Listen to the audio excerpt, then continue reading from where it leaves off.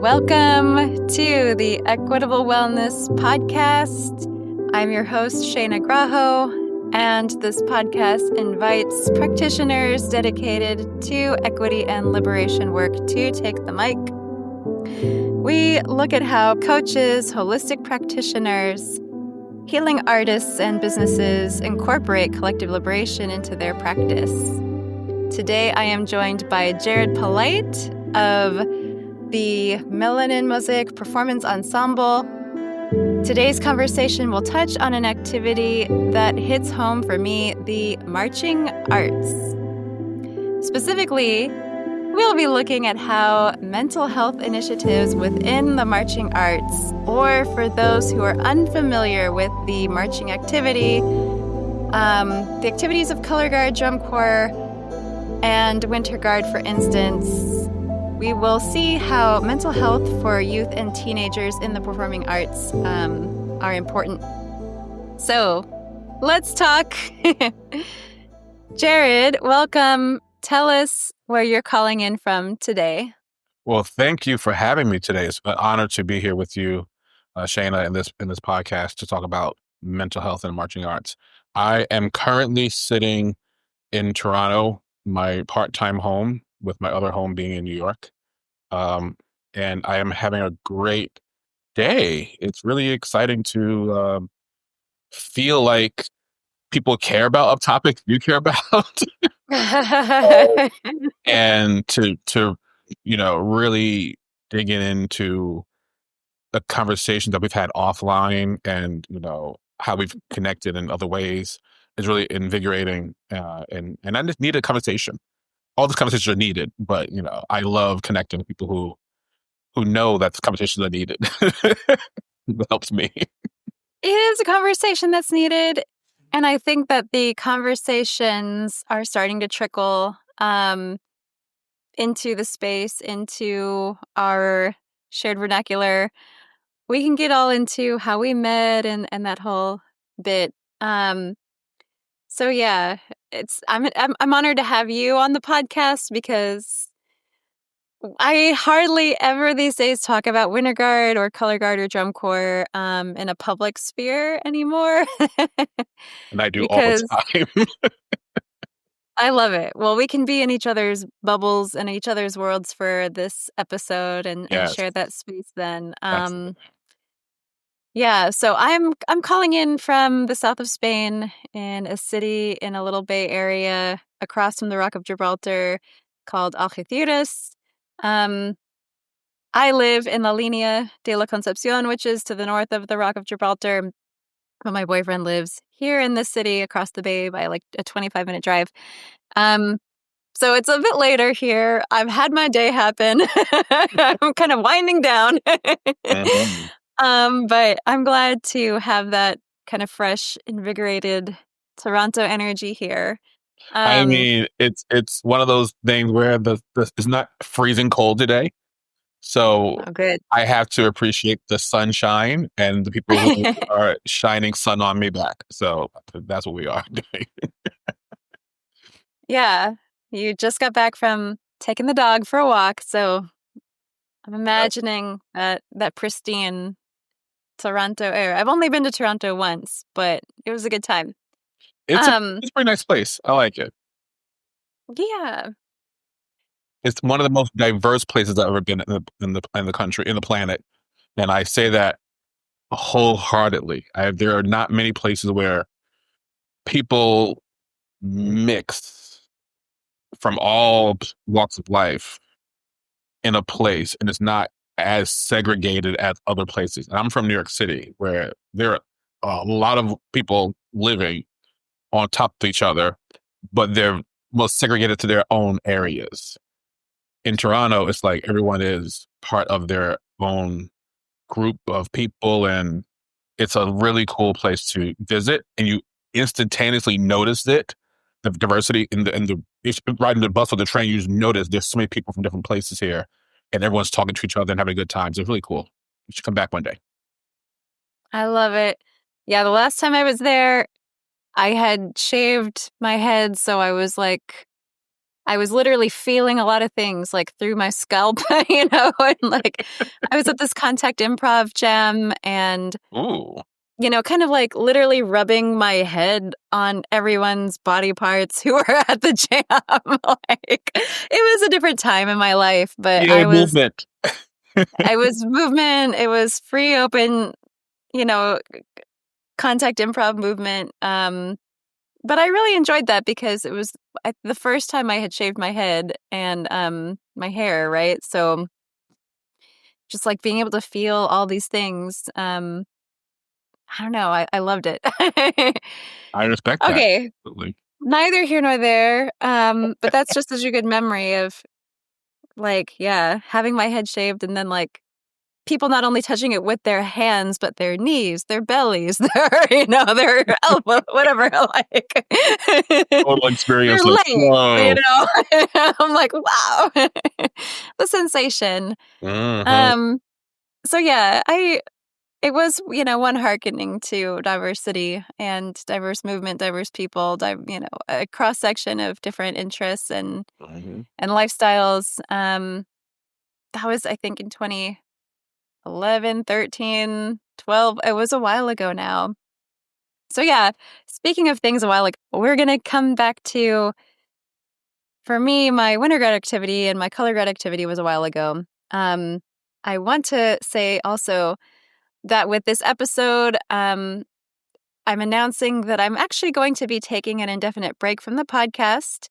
So, with having Jarid here today and then another guest that's coming up this month, it will be kind of the ending of season 1 before going on an indefinite hiatus.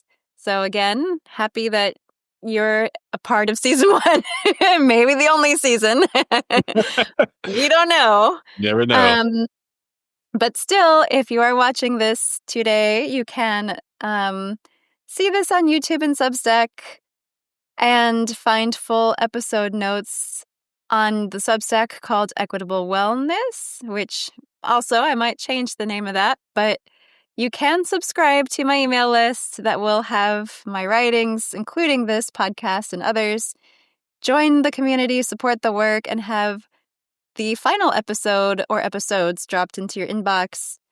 If you prefer to read, a full transcript of this podcast will be available as well on my online home and my online blog, shaynagraho.com, link in the notes. So let me introduce now Jarid Polite, and that is the last name, Polite. I did ask, is your last name really Polite? And it is. Mhm. Jarid is the founder and artistic director of Melanin Mosaic Performance Ensemble, a growing collective that reimagines the marching arts through storytelling, movement, and representation. Guided by his deep love for movement, film, music, and theater, Jarid blends disciplines to create experiences that speak to both heart and heritage. His work celebrates the brilliance of the African diaspora while exploring what mental health looks like within the marching and performance community. Grounded in empathy and care for others, his mission is simple: to create art that moves, heals, and builds community. Mm. That person sounds like a pretty cool guy. Who could that be? Yeah, no, but what a beautiful, beautiful mission, no? It is Movement, healing, definitely art, community. it just hearing it back is beautiful to hear because it honestly is true to my mission and my work with Melanin Mosaic. And it really does represent what I wish was available to people such as myself and others much sooner. So I thank you for introducing me. Thank you. Yeah. Thank you, Jarid, for sharing with the world and with the globe your valuable mission and your valuable cause that we're going to speak a lot about because, again, yeah, a lot of strings have kind of brought us together. So let me get into it. Just We'll talk first about, for those who aren't familiar with the activity of the marching arts, what is Winter Guard and what is Color Guard? And then we'll get into how you and I met. So tell us, what is Color Guard? Ooh, that's such a... Okay, so Color Guard. Everyone, not everyone, most people have seen Color Guard when they watched a parade. It's the flag carriers, military style wise. It was the people who carried the American flag, or the, I guess, whatever the country's flag and their battle flag and all that stuff, the colors they call them, of the military.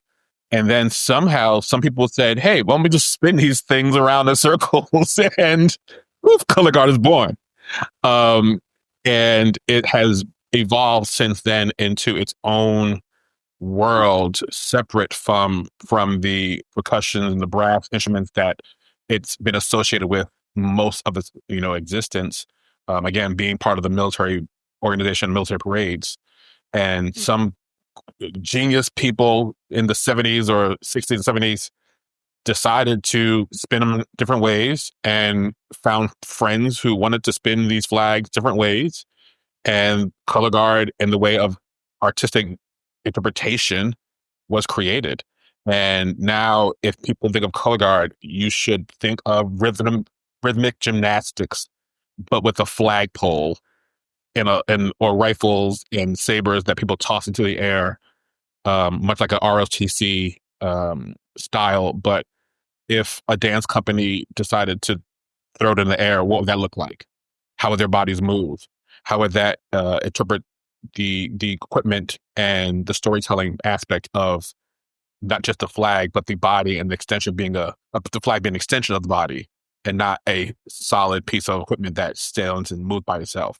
And that's where Winter Guard has evolved from its humble beginnings of high step marching and slams, like with the parade bands, to literally being a Broadway Emmy, Tony Award winning world touring show that now has not only moved the needle in terms of what the level of entertainment value is for marching artists in general, and Color Guard as a whole, but now Color Guard can be found in places like Philippines, Indonesia, Mexico, Puerto Rico, Europe, China, Japan. It's grown so much over the last couple of years. And it's so nice to see, because a lot of the time, Color Guard is based, what we do it now is based on competitive nature, which is great. I've always marched competitively until starting Melanin Mosaic, and I loved competing and the camaraderie of the group and all that kind of stuff. But at some point, you don't necessarily have to be contained by competition. And that's where Melanin Mosaic has released the stress and the pressure of competition, and saying, why is that the only way we can do this activity, when we can do the same exact thing, same exact flag, same exact dance, music, etc., without the gaze of a score sheet? So we do dance and community work. We do dance on film. We do dance performance-wise. And we're just trying to really create something that hasn't been seen before. I like to say now we're like trying to be the banana ball of marching arts, the Savannah Bananas, where they are just having fun and having a good time experiencing the people and the fans, versus worrying about who wins the game. And that's where we're trying to be entertainment-based and not competition-based. But yeah, it's a fun activity that most people around the world may know one person in their whole life who does it, or your whole family does it. You just don't know about it until they tell you they do it, which was sort of my introduction to marching arts. Was my father said, hey, I'm going to this thing. I went with him. I got hooked as a horn player. And then later years, I realized that, my grandmother was running this group. My aunt marched here. My mother had known people. I'm like, so everybody in the world knows about drum corps except for me. But it's one of those things. It's underground. So if you know about it, it's like playing darts. There's darts and there's championship darts. People aren't playing championship darts in bars all the time. You got to know what the bars are. And I didn't know that there was a place to be competitive and have a good time and learn life skills and leadership and get out the house and travel the country And this is what marching arts and color guard and has done for me, and I'm excited to talk more about it. Me too.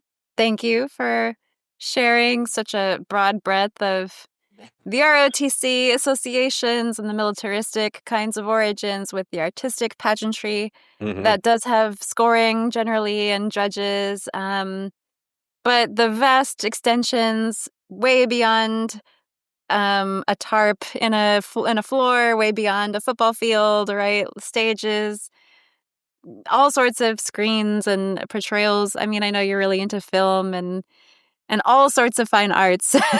Yes. Right, not just like the 50-yard line. Not just. Nope. Yeah. Not just to the judges, like, nope, that's not my life. That's not anybody's existence beyond this entire world of marching arts. That we're doing something wrong. And that's where we're trying to inject moments of, oh, I can do this without that pressure. Yes. It's good to know, I think. I mean, we will get more into it, but yeah, I think a lot of the people whom I grew up with, let's just say, are US-based people who are in a group that compete in some circuit somewhere in their state or in their locality or in the country, or they compete through drum corps. But yeah, there are other applications of taking it to the stage, taking it. You mentioned the Tony Award-winning production of Blast, which so many of us remember and were very inspired by as well. Yeah, but our intersection that we're concerned with, that we'll get more into, is mental health and this activity. So, but before we get into that picture, which is kind of the thrust of how we started talking to each other, right? Tell us more about, like, okay, you mentioned how you got involved individually, but walk us through a little bit of your kind of marching resume. What state were you in? What was the group you started with? And how are you involved today? Excellent. Going back into the beginning of my marching arts career, I started in a junior drum corps called the Cadets of First Baptist Church of Crown Heights. A long title. So we shortened it to Cadets of First Baptist Church. And it was a literal community-based organization. Like I said, my father was the food and transportation coordinator for the drum corps. He wasn't in the household, so when he came to visit, I went with him. Didn't matter where he was going. He said, "You want to go with me?" I said, "Yes." Had no idea where I was going. All of a sudden, ended up in this rec center church back room with all these young Black kids, and beating drums and playing horns and spinning flags and being bad. And I was like, "This is my Shangri-La, because this is where I'm going to be for the rest of my life." I didn't know it until the next time I showed up, and then I was hooked. I remember they gave me a horn and said, play this. I tried it. It was a euphonium. Didn't like that. Didn't know I didn't like it until I went back the next weekend. They said, "What kind of horns you have?" And I said, "I don't know." I had a big bell. Was it a mellophone? Sure. So I became a mellophone player for like 3 years after that, which I am so thankful for, because euphoniums are too heavy for me and I was too light. But then I went from horn player to drum major. I dabbled in color guard and other groups. We changed a bunch of names, won a championship in a local Garden State circuit, did DCI, came in last a couple of years, then second to last, and then, not second to last. It became better. And then eventually I moved on to another group to, quote unquote, age out of the organizations, DCI, Drum Corps International, which is the biggest governing body of drum corps sport in the planet, basically. And then I moved from there after I aged out, and then marched with some other senior corps groups, which is basically 21 and above on average. So you got people who are smoking cigarettes and drinking beers and then drumming and playing a horn. You're like, "Oh, this is different. These some grown people now." Like, "Oh, we go out at night to the bars?" Like, "What? We go to the bars? Cute." So a very different environment, but it was a learning experience, and I had that good time. I did that in Syracuse, and then I continued to just create more of opportunities for myself. I marched in Philadelphia with Light Brigade.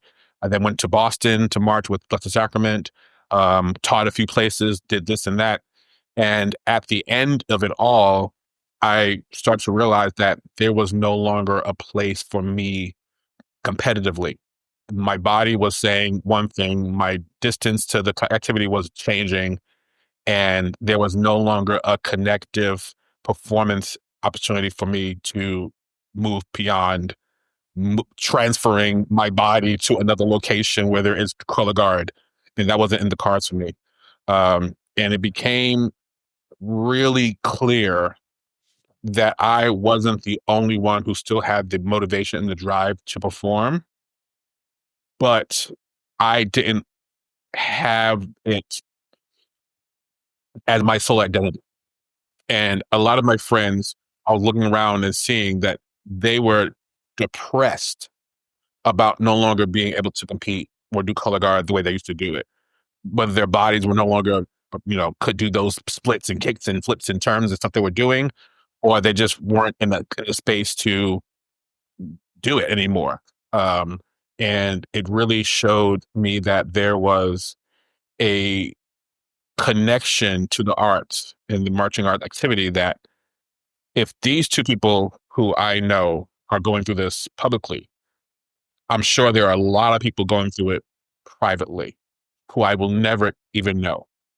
And that was one of the catalysts for creating Melanin Mosaic, was to give people such as my friends who are older, 30s and 40s, who still have that passion for the marching arts and activity, an outlet to continue creating.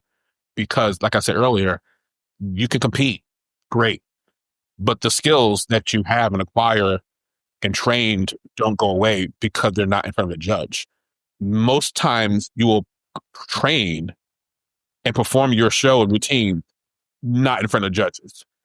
You maybe have 6, 7 shows the whole entire season, but the season starts in November, September, and you're going until April, but you're only doing 6 shows in front of judges. So what are you doing the other times? Performing the show, having a good time, relating to that experience with your friends, the camaraderie, all that kind of stuff. And all that sometimes goes away when you're by yourself now and you're no longer marching. Your community goes away. You're not seeing the same people. You're not feeling connected the same way. And that was a huge thing that I noticed from my friends. And I said, how can I, change the trajectory of their perception of the marching arts? And so far, it's been going pretty well. We've done some film work, done some live stuff, and it really does create a vehicle for people to see themselves in a different way.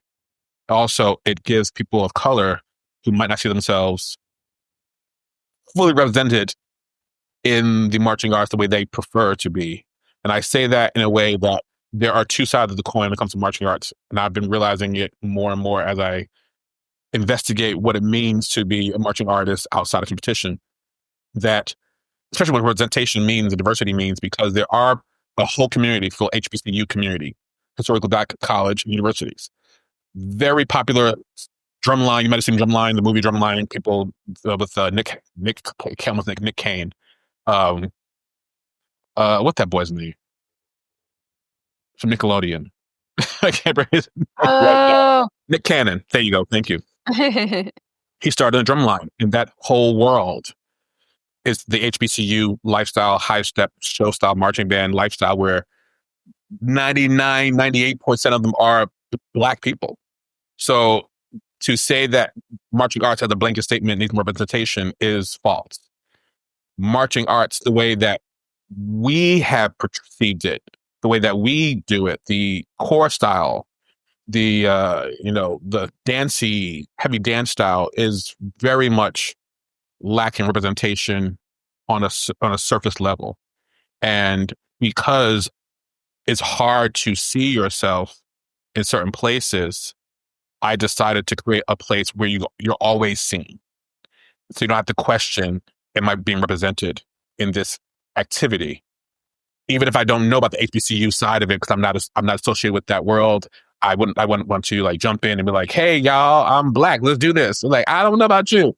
It's just different worlds. You have to, be respectful. And I've been doing that recently, connecting with groups in Atlanta, providing flags to different organizations and making sure that I'm being respectful of that community because that is a lineage of generations, decades long, that drum corps can't even fathom in that sense, because the marching arts is a mostly small weekends, sometimes you do a couple of months thing. That HBCU college life is literally 365. Once you start, you're going through college and school with all the people for 4 years, and then you have a lifetime of brothers and sistershood afterwards. So it's just different than a drum corps legacy life. And it intrigues me beyond belief. And I'm slowly getting more accustomed with that world and letting them know that we exist as well, so that they have a bridge to the high step and the core style marching arts. And it's really important to make sure that we understand that representation isn't only by race. Different people have different afflictions, different abilities, whatever that might be, that make them different and unique and special.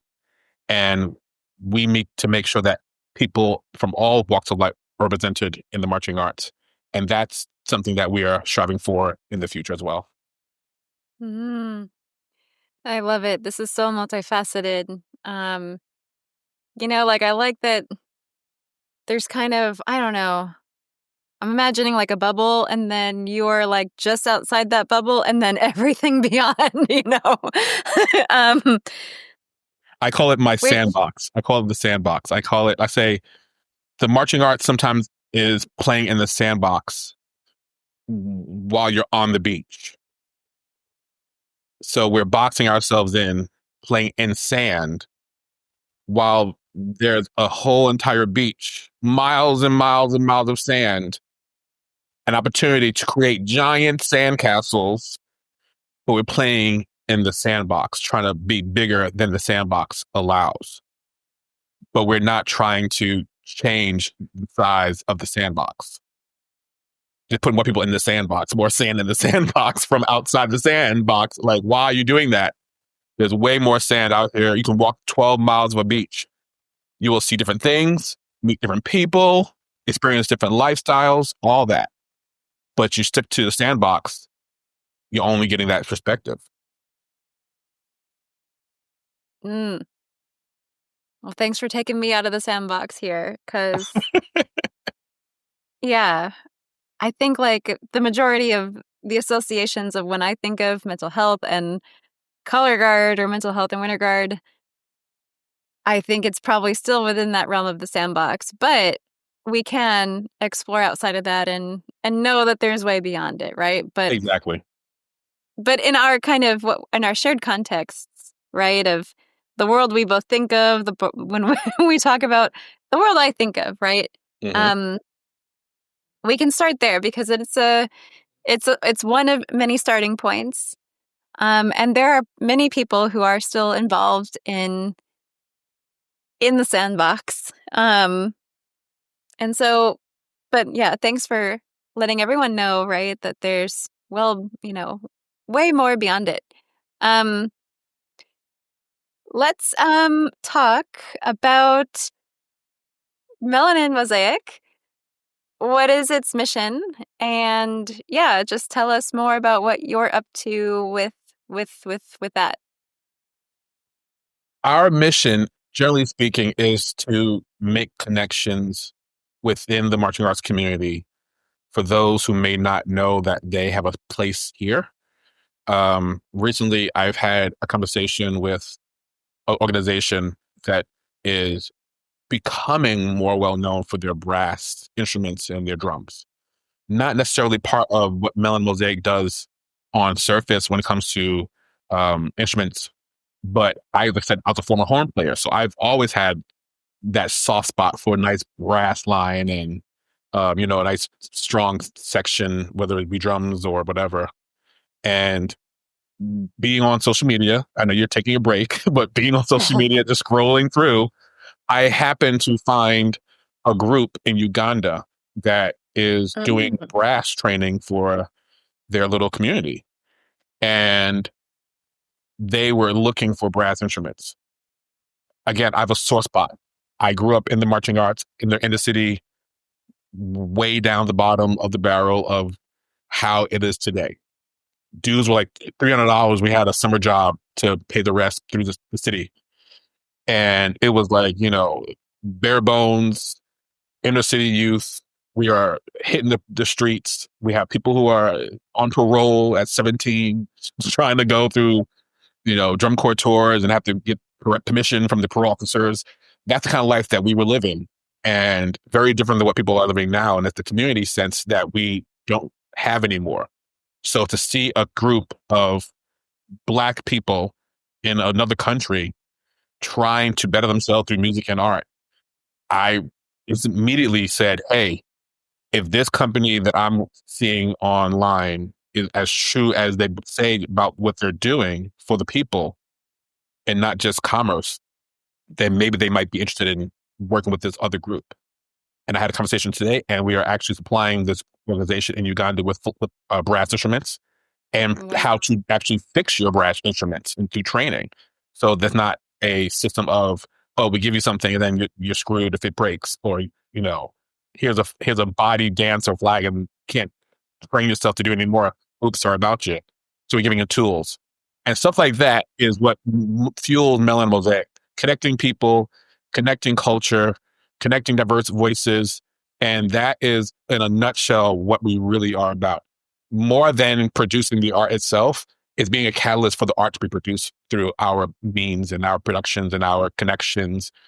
We've reached out to other organizations to help do other things. We're going to Dayton, Ohio this year, and hopefully getting a group to watch the Dayton Black Dance Company and the Dayton Ballet Dance Company perform after Dayton, Ohio's World Championships.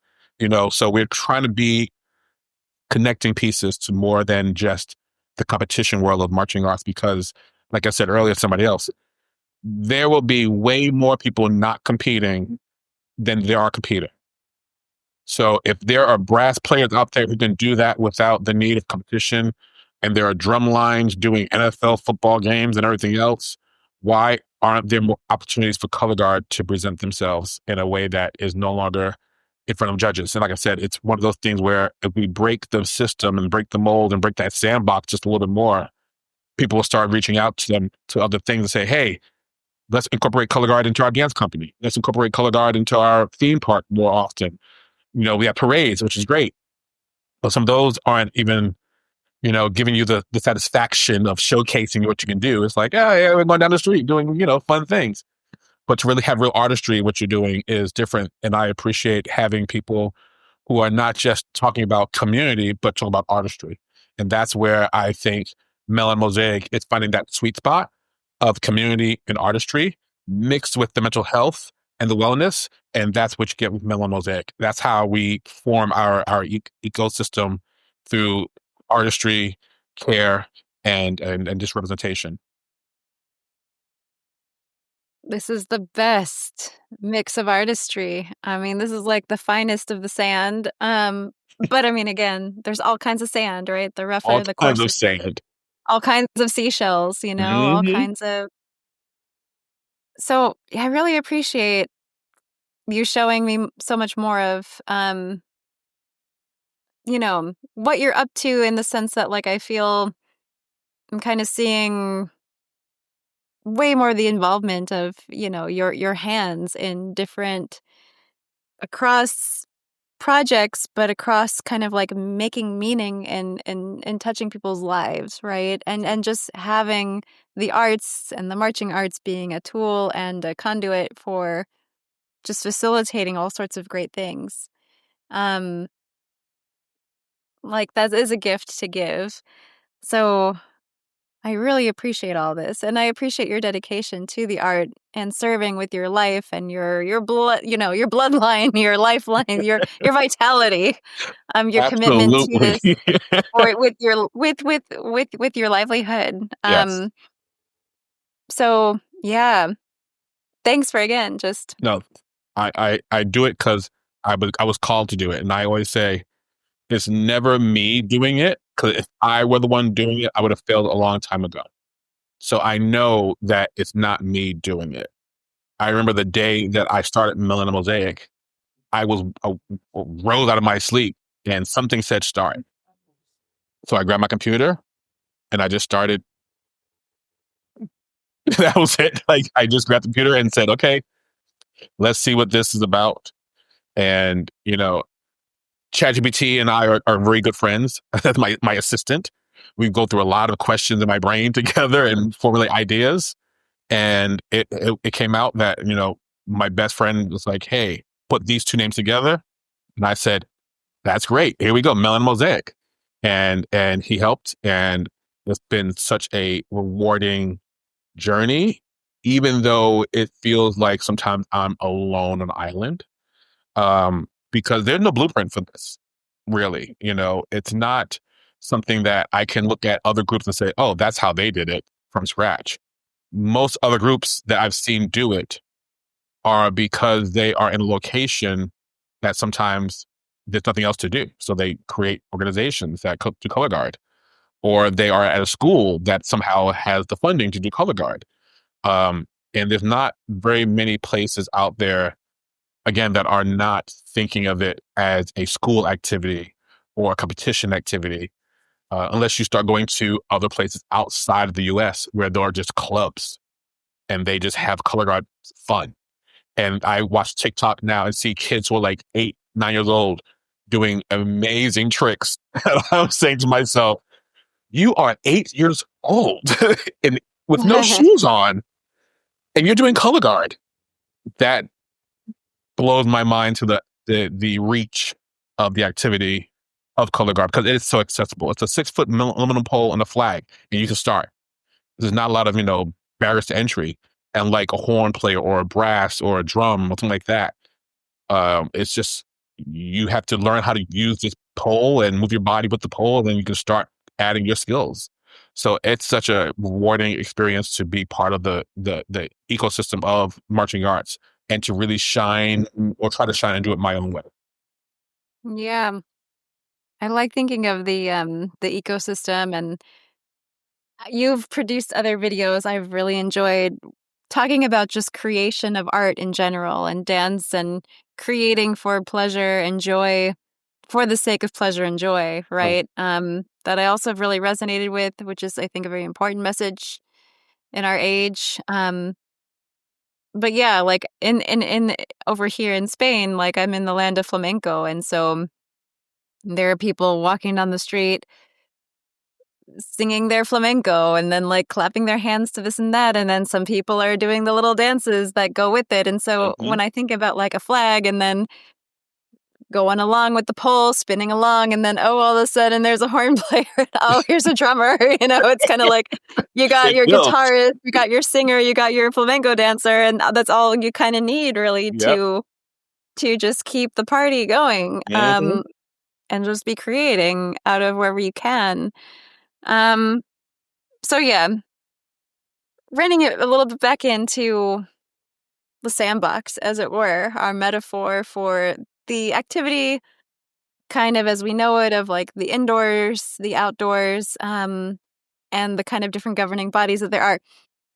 I want to start pivoting a bit toward wellness and mental health, because I know that's a big platform that you're kind of not provoking or instigating, but you are in a way like agitating forward a sense of care, and a sense of creating systems of care designed for the unique activity of the marching arts. Yes. Something that I enjoy about this mosaic of all these things coming together is like you're providing a lot of solutions where other solutions have not been brought forward, right? So the way that you and I have met, I'll give a shout out to my sister here, of Megan, who I'm sure will be watching our episode at some point or listening along. One of my sisters from forever, a marching sister of mine, we have both gone on record for a podcast to just talk about some malaises of the activity that we experienced when, way back in the day, for instance, we marched in the Santa Clara Vanguard together, and we'd marched other groups, and you can hear that story another time. But something that Megan kind of reminds all of us, in my opinion, that she and I talk about, right, is that it's usually never up to the the victims of abuse to kind of bring forward the solutions that we're seeking for preventing abuse in the activity, right? And there's a lot we can talk about with regard to mental health. But what I enjoy about you, Jarid, is that you're like proactively bringing forward preventative care and solutions without it necessarily being like asked for, if you will. And so that's Verbally, something very, yeah, verbally asked for. that's And very that's the thing. unique. Mhm. Um, so gosh, I don't know where we're going to start talking about it. I will start because I'm going to go back in time. The reason I do this is because people such as yourself and Megan and others who have had experiences in the marching arts that weren't all gumdrops and sunflower seeds and yay, there are more people who I'm discovering way too often nowadays that have had traumatic experiences in the marching arts, even to the fact where I was talking to somebody the other day who I'm trying to work with, and he marched drum corps recently, a couple of years, and he's even saying to students like, don't do drum corps. And I'm hearing that I've heard it, years ago when band director was like, don't do drum corps. I don't want my band doing drum corps. And it always boggles my mind when these drum corps and organizations are looking for people to spin and dance and play horns and blah, blah, blah. And there are way more marching bands out there than drum corps. So you should have no problem fielding a marching ensemble. But because of the way that the representation has been going recently through the use of social media, through the use of Reddit, through the use of people not caring anymore. Thank you, 2020, and the whole Black Lives Matter movement and the whole thing, because that COVID shook people up out of their fear. You hear way more stories of abuse and trauma in the marching arts. And I know for a fact, my marching arts career, we were abused, but we didn't know it was abuse. This is 95, 96. We're all young inner city kids being taught whatever this thing was. And we were unruly, completely unruly. There's no way you can tell 15, 6-year-olds who are no longer at their mom's house for a weekend to sit down and be quiet and listen to me because I said that you have to. Like, it's just a different world. So if shoes had to be thrown and sticks and chairs and things had to be done, it was sort of like, this is how we raised children in New York City in the 90s. But it was abusive. But I also say to myself, I am thankful that I went through that and got through that on the other side, because I recognize now what not to do going forward, and to recognize that my upbringing in the marching arts is so different than other people's who are non-inner city youth, Black, of color. In this marching arts activity, the way we do it is very heavily white male. So to have that lens of, I've been on that side, I've been on this side, really informs why Melanin Mosaic is such an important part of the marching arts community, or should be, and why mental health needs to be discussed way more often. Because if I'm experiencing this in my little snippets of information I'm capturing off of line from people such as yourself and Reddit and all, then I know there's a whole super large community of people, old, young, in between, who have not had the best experience in marching arts.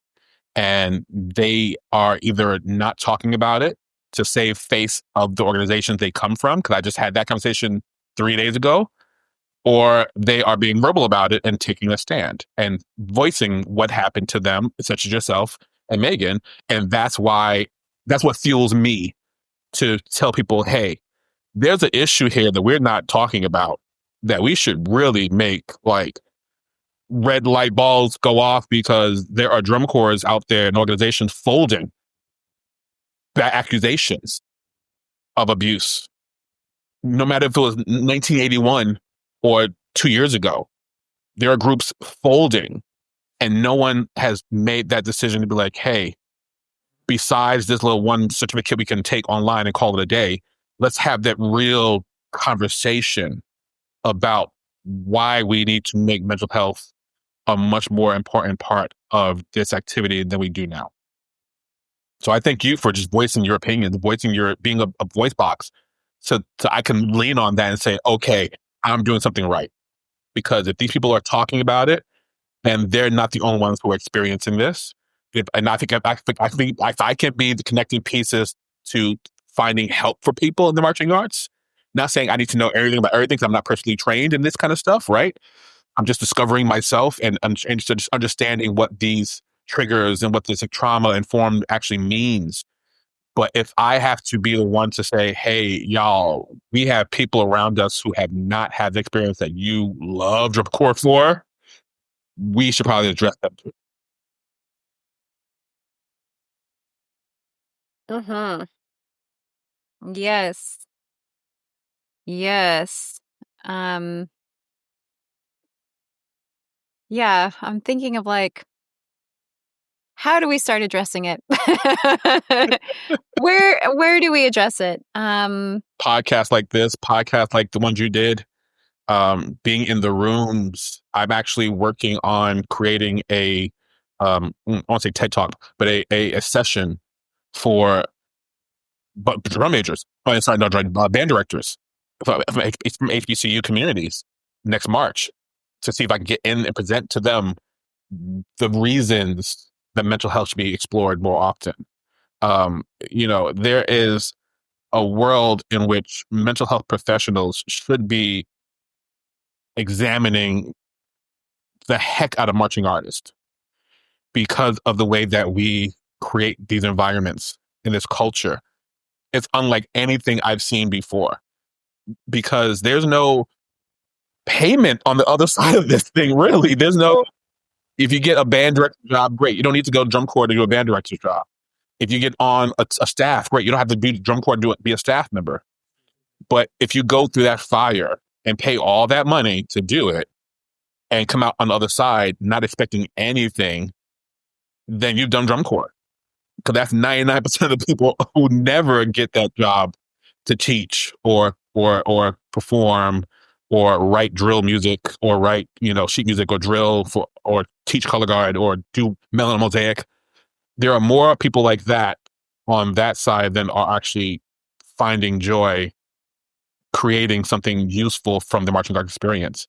And if we aren't being explored from a social aspect, because you are putting people together from all walks of life who pay their money to do this thing and get yelled at and critiqued and treated a certain way, then they have the autonomy to be like, okay, I'm not doing this anymore. This is not for me. I'm leaving.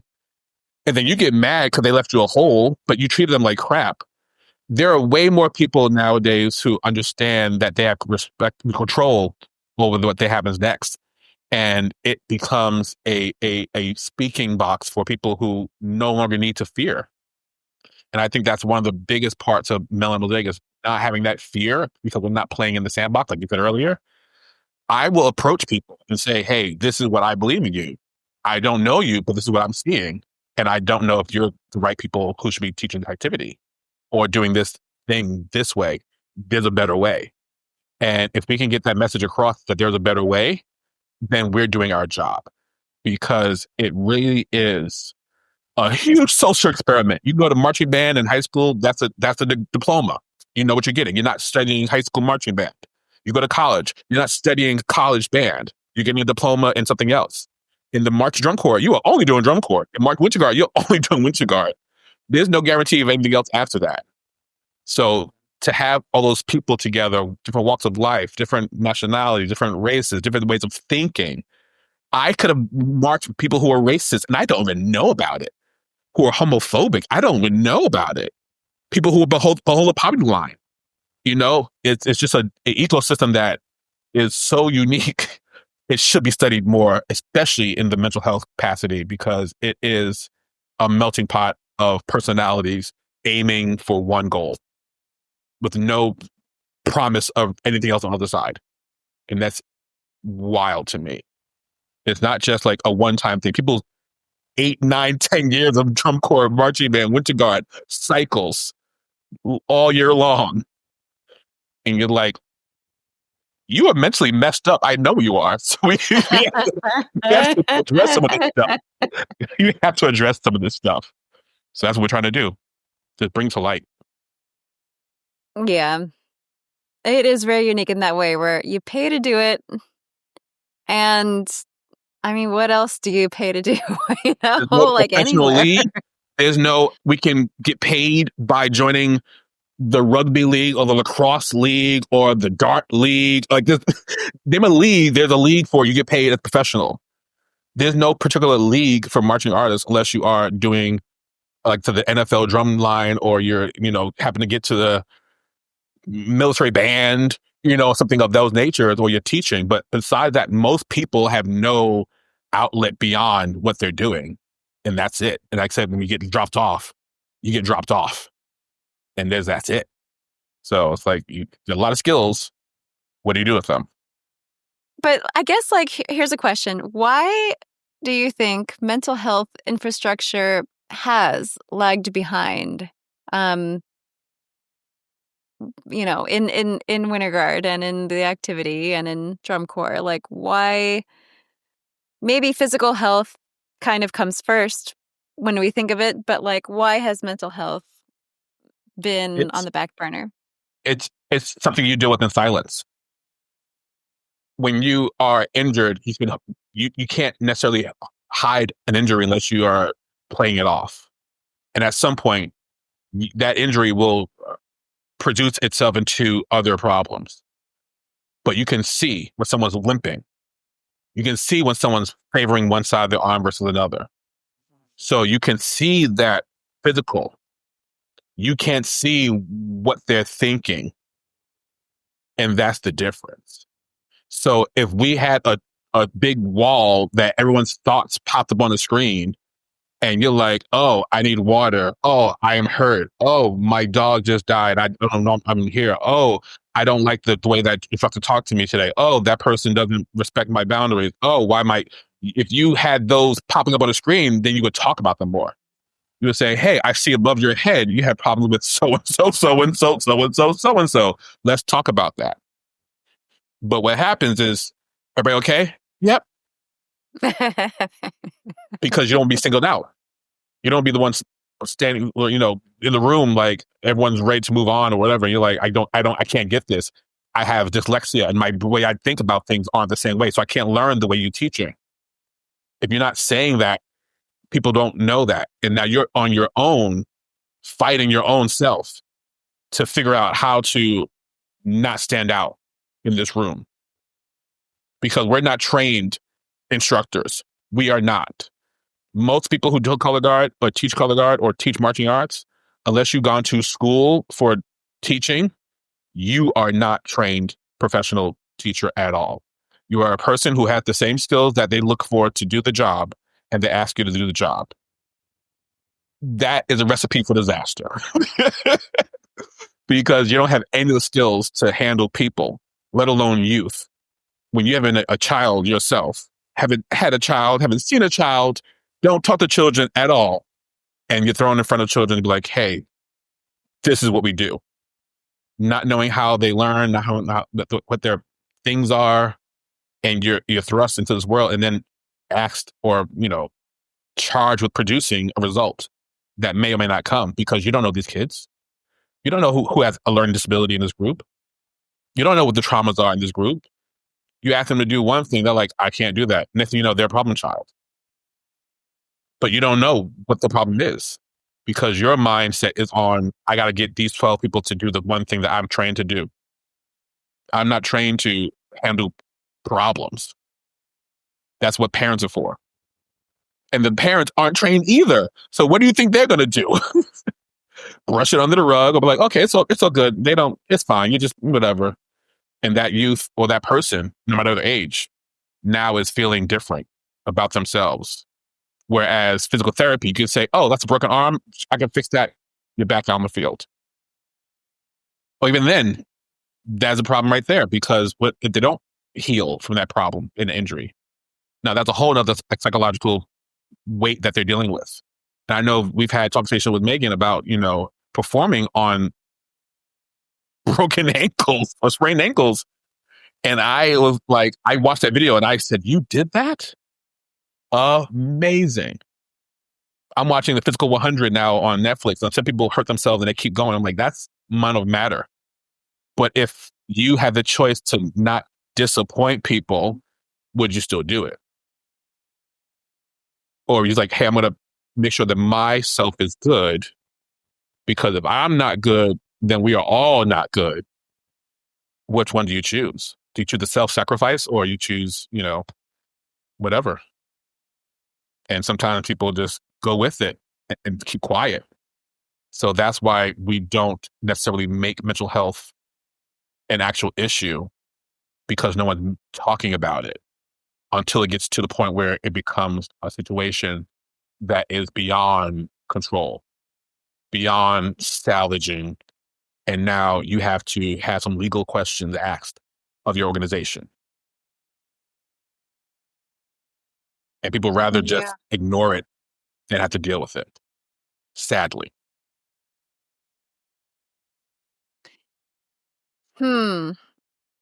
Let's talking about like when things get out of hand. I am actually not familiar with an incident that happened like, this is going to kind of a dark, a more traumatic event. But there was a shooting at a percussion event that you referenced that me not being a part of the activity nowadays, haven't been for years. Although, as you said, like the skills never go away. And when it's raining, I twirl my umbrella. See? It is lovely, isn't it? It just never goes away. I mean, you can bust it out anytime. Like a party trick. Exactly. So when I went, I am around kids still to this day. I do some teaching. A couple years ago, I taught English for a few years for my visa to be here in Spain. But now I'm back in the classroom. Actually, I was there today because I'm a substitute for these 9 to 11-year-olds who are in an academy for learning English. And they just need a substitute teacher for the month. So I'm there. And oh gosh, it was so adorable, like hearing these kids sing like the 12 Days of Christmas, and they kind of like skip, they know like 5 gold rings, but then they're kind of like, well, like 12. Okay. So aside, but it was very cute listening to them today sing. My point, though, being like, in general, not participating actively as an instructor anymore in DCI or in the land of color guard, in the proverbial sandbox now. What was I asking about? Right. I was not aware of this very traumatic shooting. So there was not really a response. Am I correct? From was it WGI? Was it? If there was a WGI event in, I believe, Pasadena, California, a man, older man, I don't remember the exact details, snuck in or walked into the event, didn't pay his money, and then someone said something to him, and he had a pistol, and he fired it at a gentleman, and it hit him. And the response from WGI was, there was a shooting. Pretty much that was it. Like, all right. And I remember waiting at least 2 or 3 days to see if there was going to be more of a response. The same way, I guess, we see it was on par to a school shooting, and then they say, our thoughts and prayers with you. And that's about it. And it triggered me in a way that reminded me that these organizations, these circuits, as we call them, are very much production minded. They aren't in the business of care for the performers. They're in the business of making sure you have a place to perform and a date to be there. And that's where I felt the response was from WGI at that time and the community as a whole. It was like, okay, cute. The next show is versus if you need assistance, if you need help, please reach out to these people because this is a traumatic experience that happened in our environment.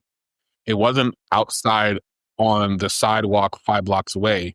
It was inside the building.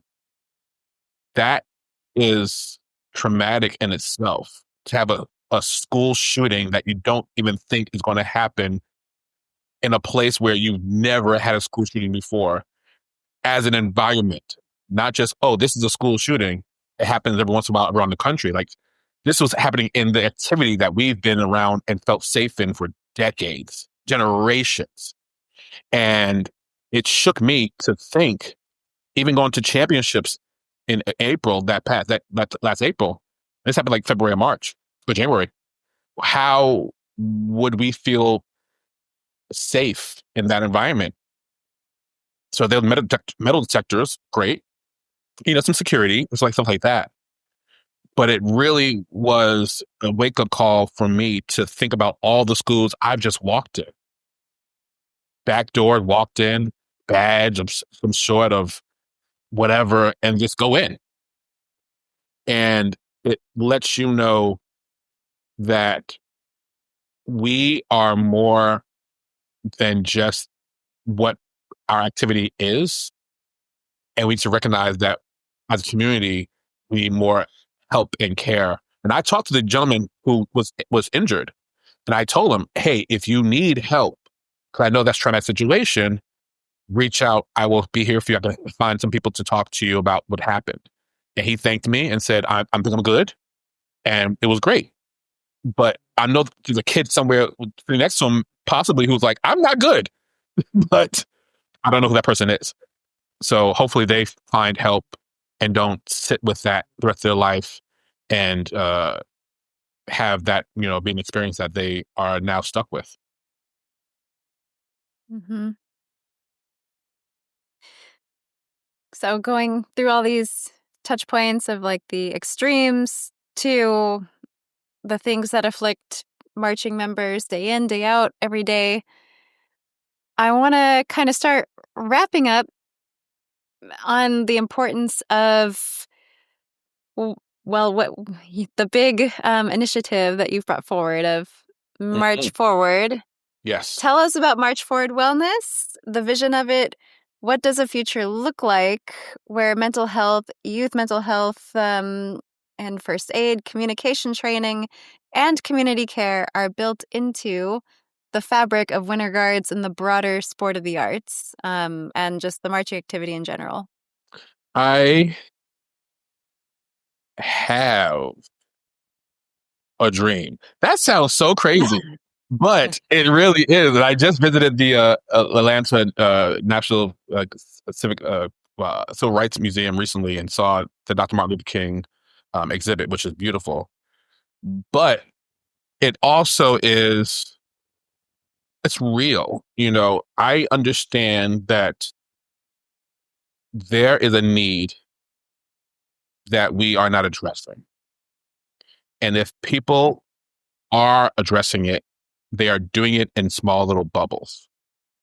So what I aim to do with March Forward Wellness is to create a living, breathing space that people can contribute, can research and find information on, whether it be how to train a young adult who has learning disabilities or learning situations, learning more about SEL and how that implements learning, be more trauma informed in your approach to the marching arts, what to say, what not to say, how to be more open to conversation and not just my way or the highway, because we are in a world, again, we have not been trained to care. We've been trained to produce results. And a lot of these people who are in the marching arts, as I'm going more and more into it, are never touched a color guard flag, never touched a horn, never touched a drum. But because they're the band parents, cousin, sister, uncle, they've got asked to please teach the color guard. And they have no clue about teaching color guards. No idea what it means to do a drop spin.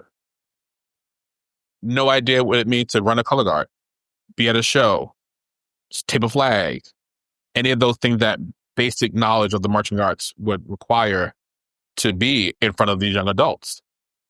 And now you're being in front of young adults with no blueprint. What do? You panic. And you go on Facebook and say, help, help, help. And then there are people out there who give their opinions on what you should do, don't know what their actual learning information is, but they're giving information, which is great. People need information. But if there's a place that you can go and say, hey, there are ways to not burn out. There are ways to talk to youth. There are ways to really understand belonging for young color guard, so that they don't feel like you're just yelling at them about doing it right, but they understand that doing it right will produce better results, and you have a much more fun experience if you went along with the program. But I respect that I might have to teach differently or talk to you differently. And there are too many instructors who still have the mindset of, oh, this is how I was taught, which is great. But you were taught in a time where young adults didn't say anything. You either shut up and do what you got to do, or you get out. And they told you, get out. Meanwhile, they're not trained to see trauma responses and see triggers and be like, maybe that person isn't a bad person. Maybe they're having a situation right now that needs some actual care, not just walk it off, come back when you're done. That just means you're sitting in your emotions, trying to suppress as far down as you can so that you're not pointing out in the room anymore. Instead of saying, hey, let's talk. What triggered that response?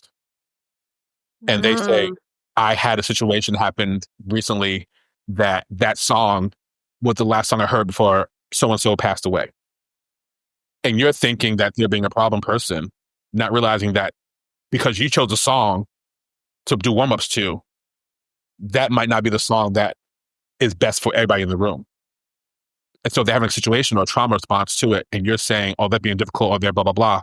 And you're the one who's actually being a butthole about the situation, and you think your stuff doesn't stink. That's where Marching for Wellness happens to be like, hey, I'm having a problem with this situation. How do I address it?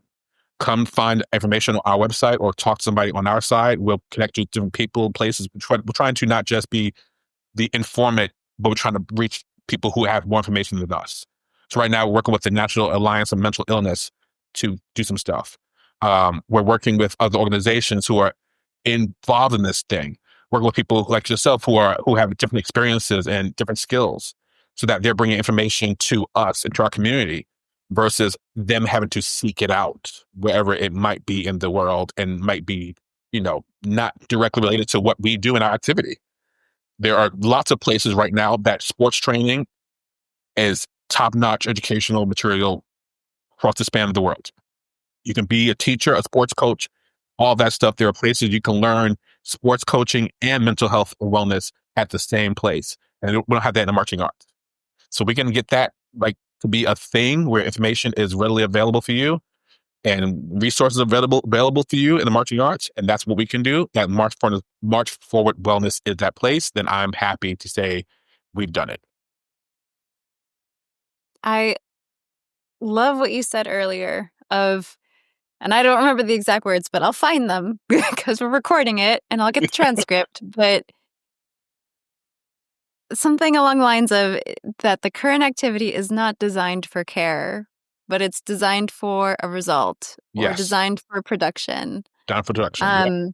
And I really feel like with this initiative and this effort and the embodiment of everything you at Melanin Mosaic are doing are really bringing forward that sense of, if there's going to be any kind of change we're impressing upon anything, may it be care. May Yes. it just simply be care. And Yes. artistry and community and all of that. Good design, good tastes, good movement quality, but care. Yeah. Like, And you it know, really is, like we said earlier, the physical therapy part of it, the athletic training part of it is because it helps produce the result. If you're injured, you can't perform the show to the best of your ability. So let's cortisone you up, wrap you up, throw you a bone, some ice packs, some medicine, and send you back out there to, again, produce the results. But at no point are we saying, how are you doing mentally with your day? How are you doing with your injury? How are you feeling about your injury? What's that doing to your mental capacity to know that you can't go 100%?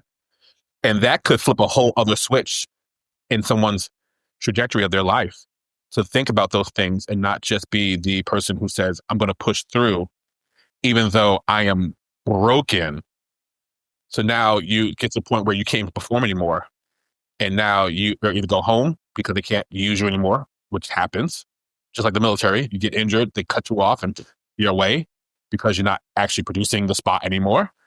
Or you fight through because you don't want your spot taken and you paid your money and you're not getting it back. So, and it's going to cost you about $5,000 just to get back from wherever you are now. And you have to deal with it. But there's very few people equipped to handle that. And there are a few drum corps who are actually putting people in place to make that a concerning effort to share information and to have people you can talk to. But it's not the same level, like we said, as physical therapists right now, which are required by almost every single drum corps out there. Like you have to have a physical therapist, athletic trainer in your drum corps, at least 2 of them for the whole entire season. And the most people right now are doing in WGI, Winter Guard, is to filling out a sound sport regulation certificate to say you went through this training. I haven't gone through the training yet. I haven't seen it, but I've done the youth mental health first aid training, and that took 10 hours.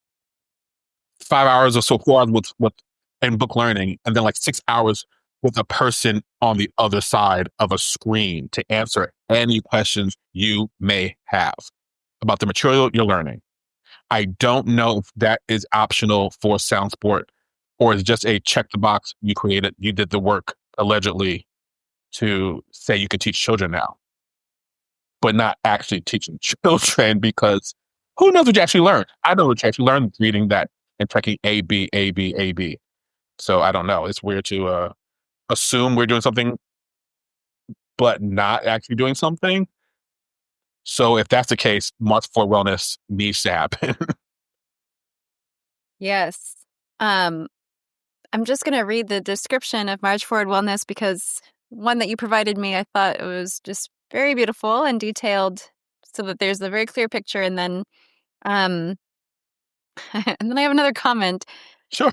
about just like the cost of drum corps these days, but we'll get to that. March Forward Wellness is a program created by Melanin Mosaic to make mental health, healing, and prevention part of the culture of the marching arts. As you are aware, our activity has moved mountains in areas like physical training and injury prevention, but mental health has been left out of the conversation. Through peer training, somatic practices like breathwork and movement, circles of trusted clinicians, and education/advocacy efforts, we're building a system that helps performers, staff, families, and alumni know they are not alone. We are grateful to already have the support of organizations like the National American Mental National NAMI. Alliance of Mental Illness, NAMI. Yep, National Alliance of All Mental right. Illness. The National Alliance of Mental Illness, masse, the U.S. Council for Athletes' Health, the RISE Group, and a growing network of professionals and advocates such as, well, you said me, who believe this work is overdue. My mission for this program is to create spaces for both prevention and healing ensuring care becomes as natural to the process as the process itself. And yes, none of us can do any of it alone. So I am loving that you're, how did I say it at the beginning, agitating and bringing the conversation forward, as it is overdue, right? So there is more about that. I want to also just make the quick announcements now about how to connect with Jarid and Melanin Mosaic if you resonate so far with the podcast and all of this great work. You've mentioned so many wonderful ways to get involved. So everyone should have, no hesitation to reach out, to connect, to follow up, to have a collaborative effort or spirit, or to just connect. You I can agree. visit the... Yes, absolutely. We're Yes. here for it. We're here for phone calls, Zoom calls, information calls in general, talks, tea. Right. Visit the Melanin Mosaic Performance Ensemble website that I will link to. And there's also the Melanin Mosaic Instagram and TikTok as well. Is that right? Correct. You're on TikTok. Okay. You can connect, promote, collaborate with the March Forward Wellness Initiative just mentioned, designed to be a system of care for the unique world of the marching arts. The program created by Melanin Mosaic that aims to make mental health, healing, and prevention part of the culture of marching arts. And then finally, also, you can sign up for the Melanin Mosaic newsletter and stay connected that way, which I'll probably do as soon as I leave the social media world. And I will link to everything in the show notes. So yeah, real quick, I want to just touch quickly. Megan was mentioning that the costs these days to march drum corps are like in the glory year of 2005, which is, as we look at the watch, 20 years ago now. So when I'm like $5,000 to march in drum corps, And you know what? I understand that it becomes a question of cost. Oh, hello. Right? The doggy. Yeah. Okay. Down. Okay. Down. He's like, it's time for you to take a break. He wants to go for another walk already. Okay. Down. Good boy. Hey, toy. Where's your toy? Where's your toy? There you go. And scene. When I marched, like I said, it was like $200 to do this.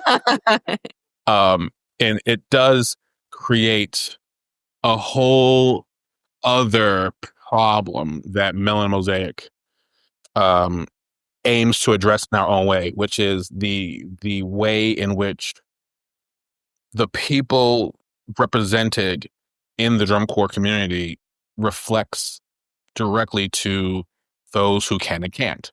And unfortunately, people of color are often the ones who are systematically, it's just the way it is, left out of the conversation when it comes to, can we afford this thing?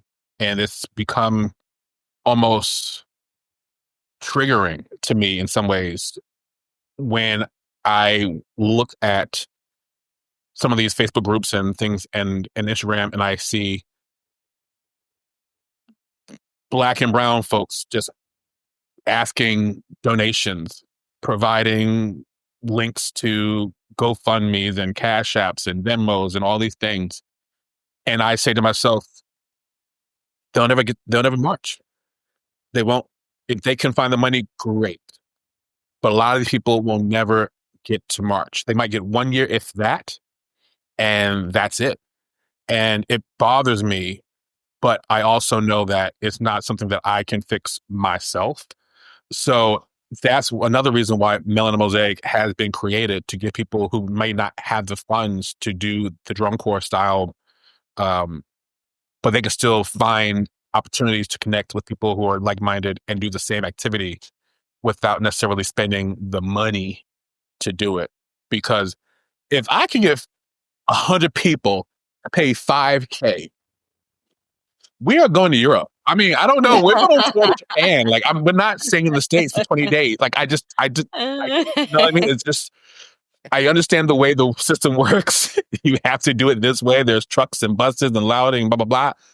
But it's like, oh, that's a lot of money. This is a multi-million-dollar industry. Should just be a nonprofit. And that's all you do is nonprofit, spending.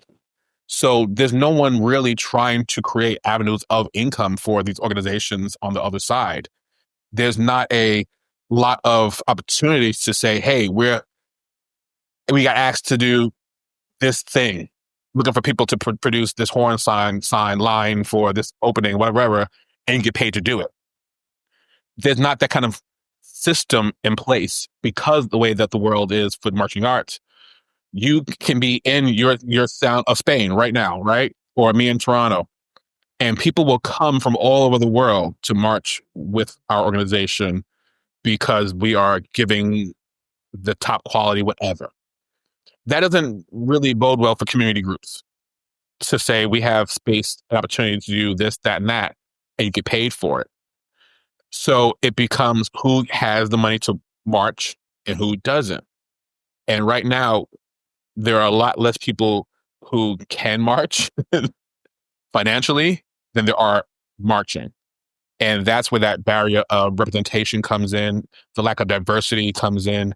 There's a drum corps recently that put out their whole 2024 report about the income levels, the race and genders of all this stuff that they're in their drum corps. And it was like, yep, that's what I thought. So it really is a question of, will there be an opportunity to get more people of color, less income driven opportunities to do the marching arts activity? Or will we just become a system of rich people doing this until it can no longer sustain itself? And I really think it will come to a head and crash a lot faster because of financing than it will because of anything else that happens to be part of the blockage of the marching arts in the way it is. And that's the sad part. But I'm also preparing for it to say, like, hey, we're on tour right now doing, whatever we're doing around the country and the world. We're in Japan and touring the world. So if you're going to do something else that's not competitive, we might have space for you. Might even give you a job. Might have some paid jobs here. So it really is just proactively deciding that if this activity crashes and burns, especially for people who can no longer fund themselves and just can't afford to do it, but have the passion, the drive, and dedication to want to do it, but are just priced out, what's their options? And that's what we're trying to also decide. What's your options after you can no longer perform due to your body, age, or finances? What's next for you? Plus $5,000 every single year, plus the $2,000 you got to do for another thing, and then the winter gun. But it's a lot. So, yeah. Yeah. I mean, these are college kids. Like, where they getting the money from? High school and college. The world's different nowadays. People aren't giving money like they used to. So, who's going to have the money to march? I mean, I don't know how I got the money when I did back in the day either. Like, that money just, but it was not 5K, I'll tell you that. But I'm really happy that mental health is coming in to tie everything together, right?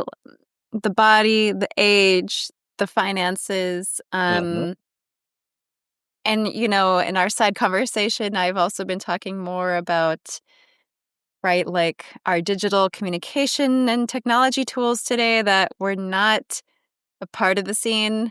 As I've also reflected with Megan, like the use of YouTube and like recording ourselves in the lot, that was all kind of in our generation of like, the 2004, whatever, the drumline at SCV, they got the massive lot followings, and then that became a thing that became more commonplace today. But like back in my day, I didn't have, I didn't have tools. Instagram. I didn't have the Yeah. TikTok. I didn't have a smartphone. I didn't have a GPS. I didn't have a camera in my hand 24/7 as my second appendage. Yep. Like, that's like a whole other layer of mental health that I'm thinking of for young people, and for people of any age, but like just there's a lot of different forces of things I think we have to address now for our mental health and care for people and care for community Yeah. in our scene today that we're reckoning with that we didn't have to reckon with in the past. All right, Jarid, it is late here. Your dog is asking for a walk. We Yeah. have to eat some dinner here, so I think we're gonna table the conversation to another time to pick up at another point as you and I continue our relationship and continue our conversation and discussions. It's been a true honor for you to be here to just grace us with the Holy Ghost of the marching arts,